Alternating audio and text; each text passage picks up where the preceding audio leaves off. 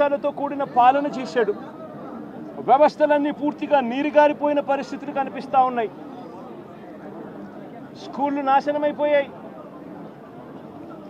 విద్యా దీవెన, వసతి దీవెన అందక 6 క్వార్టర్స్ 6 త్రైమాసికాల ఫీజులు అందక, విద్యా దీవెన, వసతి దీవెన అందక పిల్లలు చదువులు మానేస్తూ ఉన్న పరిస్థితులు, నాడు నేడు ఆగిపోయిన పరిస్థితులు, గోరుముద్ద అన్నది రోజుకొక మెనూతో పిల్లలకు ఆహ్లాదకరమైన తిండి అప్పట్లో వస్తూ ఉంటే ఈరోజు స్కూళ్ళల్లో తిండి తినాలంటే భయపడే పరిస్థితికి పిల్లలు వెళ్ళిపోయిన పరిస్థితులు, నాడు నేడు పనులు ఆగిపోయిన పరిస్థితులు, ఇంగ్లీష్ మీడియం గాలి కొదిలేసిన పరిస్థితులు, టోఫుల్ అనేది 3వ తరగతి నుంచి ఒక పీరియడ్ దాకా తీసుకొచ్చిన చరిత్ర గత పాలనలో మాకుంటే ఇంగ్లీష్ మీడియంను టోఫుల్ పీరియడ్లను ఎత్తేసిన చరిత్ర చంద్రబాబుకు ఉంది.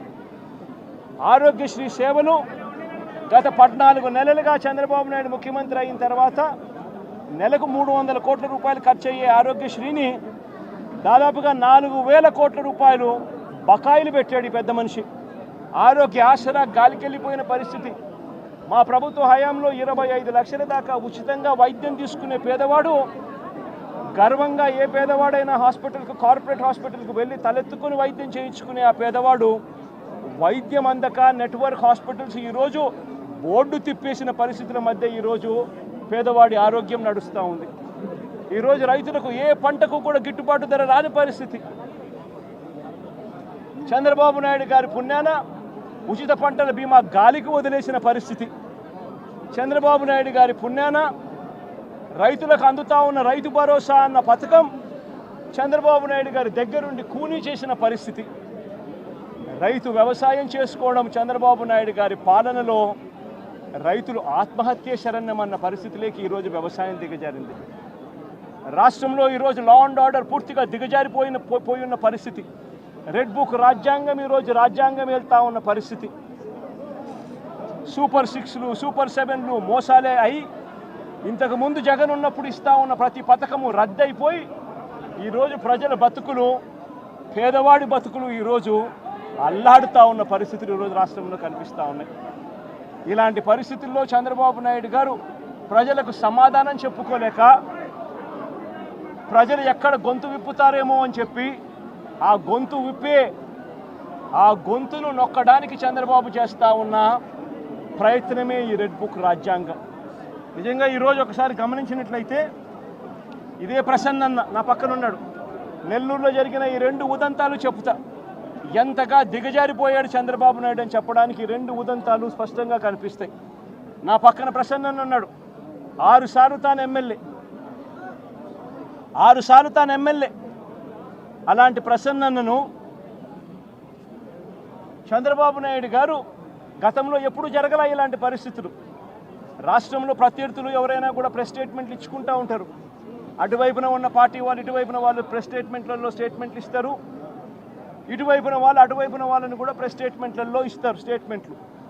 అటువైపున ఉన్న వాళ్ళు ఇటువైపున అన్అబ్జెక్షనబుల్ లాంగ్వేజ్ వాడినప్పుడు ఇటువైపున ఉన్న వాళ్ళు కూడా అన్అబ్జెక్షనబుల్ లాంగ్వేజ్తో అటువైపున వాళ్ళని కూడా విమర్శిస్తూ ఉండడం ప్రజాస్వామ్యంలో మనం రోజు చూస్తూ ఉన్న పరిస్థితి.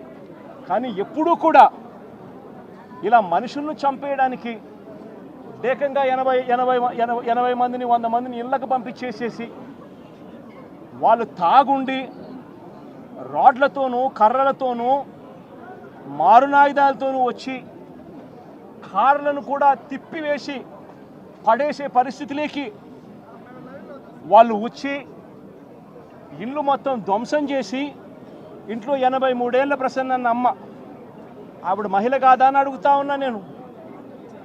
ఆవిడను బెదిరించి, ఆ సమయంలో ప్రసన్న ఇంట్లో లేడు కాబట్టి సరిపోయింది.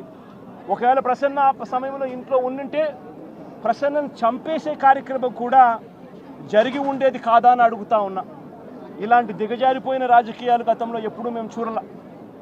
నేను అడుగుతా ఉన్నా, ఇదే చంద్రబాబు నాయుడు గారిని అడుగుతా ఉన్నా, అయ్యా చంద్రబాబు నాయుడు గారు, మీ ఎమ్మెల్యేలు ఎంత హేయంగా మాట్లాడుతూ ఉన్నారు అని చెప్పడానికి నిదర్శనం నిన్న మొన్న జరిగిన నగిరి ఎమ్మెల్యే రోజమ్మ గురించి, ఎక్స్ఎమ్మెల్యే అంటే Rojamma ex MLA, sitting MLA, Nagari Telugu Desam party MLA ఎలాంటి మాటలు మాట్లాడాడు. చెప్పడానికి కూడా సిగ్గుపడే మాటలు, సిగ్గుపడాల్సిన మాటలతో రోజమ్మను హేయంగా మాట్లాడితే ఇదే చంద్రబాబు నాయుడు గారు ఏం చేశారని అడుగుతా ఉన్నా. మొన్న జెడ్పీ చైర్మన్ హారికమ్మ కారు ఆపి అద్దాలు పగలు కొట్టి కర్రలతో దాడులు చేసి కారులో తాను తన మొగుడు ఉండగానే దుర్భాషలాడుతూ అన్యాయమైన తిట్టులు తిడుతూ వారి మీద దాడి చేయడం అన్నది మీ డిక్షనరీలో అర్థం ఏమిటి చంద్రబాబుని అడుగుతా ఉన్నా. మా మాజీ మంత్రి రజనమ్మ ఎంతటి దారుణమైన భాషతో మీ తెలుగుదేశం నాయకులు మాట్లాడారు అని అడుగుతా ఉన్నా. నేను అడుగుతా ఉన్నా, ఇవన్నీ జరుగుతూ ఉన్నప్పుడు మీ మంత్రుల ఇళ్లకు, మీ ఎమ్మెల్యేల ఇళ్లకు ఇదే మాదిరిగానే మా వాళ్ళను కూడా పంపించి హత్య చేయించే కార్యక్రమం మొదలెడితే రేపొద్దున రాజ్యాంగం అనేది బతుకుతుందా అని అడుగుతా ఉన్నా. రాష్ట్రంలో లా అండ్ ఆర్డర్ అనేది ఏమైనా ఉంటుందా అని అడుగుతా ఉన్నా. ఎలాంటి బీజం వేస్తూ ఉన్నారు చంద్రబాబు? సిగ్గుతో తలంచుకోవాలా నువ్వు చేస్తూ ఉన్న పనులకు అని చెప్పి చంద్రబాబు నాయుడు గట్టిగా మందలిస్తూ ఉన్నా. ఏదైనా రాజ్యాంగంలో ఉన్నప్పుడు, కాన్స్టిట్యూషన్లో ఉన్నప్పుడు డెమోక్రసీకి వాల్యూ ఇవ్వాలి. ప్రజాస్వామ్యంలో ఇటువైపున స్టేట్మెంట్లు అటువైపున స్టేట్మెంట్లు ఇచ్చుకోవచ్చు, కానీ స్టేట్మెంట్లు నచ్చకపోతే మనుషులను చంపేసే కార్యక్రమం దాకా ఇళ్లకు మనుషులను పంపించి చంపేసే కార్యక్రమం చేయడం అన్నది అతి హేయమైన రాజకీయం అని చంద్రబాబు నాయుడు గారికి గట్టిగా నిలదీస్తూ చెప్తా ఉన్నా.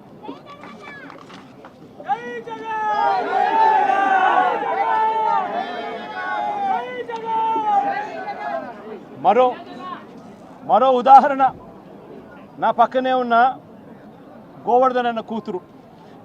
నేను అడుగుతా ఉన్నా, గోవర్ధన్ అన్న జైల్లో పెట్టినప్పుడు వీళ్ళ ఇంట్లో బాధ ఉండదా అని అడుగుతా ఉన్నా. వీళ్ళందరూ పిల్లోళ్ళు కాదా అని అడుగుతా ఉన్నా. వీళ్ళందరికీ బాధ కలగదా అని అడుగుతా ఉన్నా. ఏం తప్పు చేశాడని చెప్పి గోవర్ధన్ అన్నను జైల్లో పెట్టారని అడుగుతా ఉన్నా. ఏకంగా 14 కేసులు, గోవర్ధన్ అన్న మీద పెట్టిన కేసులు ఏకంగా 14 కేసులు. ఒక కేసు అయిపోతూనే ఆ కేసు అయిపోయిన వెంటనే మరో కేసు పెడతా ఉన్నారు. పెట్టి మళ్ళీ జైల్లో తాను ఉండే కాలాన్ని పొడిగిస్తూ ఉన్నారు. ఇప్పటికి దాదాపుగా ఎన్ని రోజులైంది మా జైల్లో ఉండబట్టి?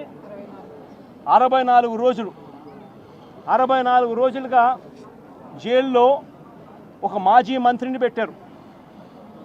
ఆశ్చర్యం కలిగించే విషయం నేను చెప్తా ఉన్నా. ఆయన మీద పెట్టిన కేసులు ఏమిటో తెలుసా? ఆయన మీద పెట్టిన అన్యాయమైన కేసులు ఏమిటో తెలుసా? గోవర్ధన్ అన్న పార్టీ సెంట్రల్ ఆఫీస్లో ప్రెస్ మీట్ పెట్టి సాక్షిలో పబ్లిష్ అయిన తన ప్రెస్ మీట్ క్లిప్పింగ్ను వాట్సాప్ గ్రూపుల్లో ఫార్వర్డ్ చేశారంట. అదొక కేసు అయ్యా, అదొక కేసు.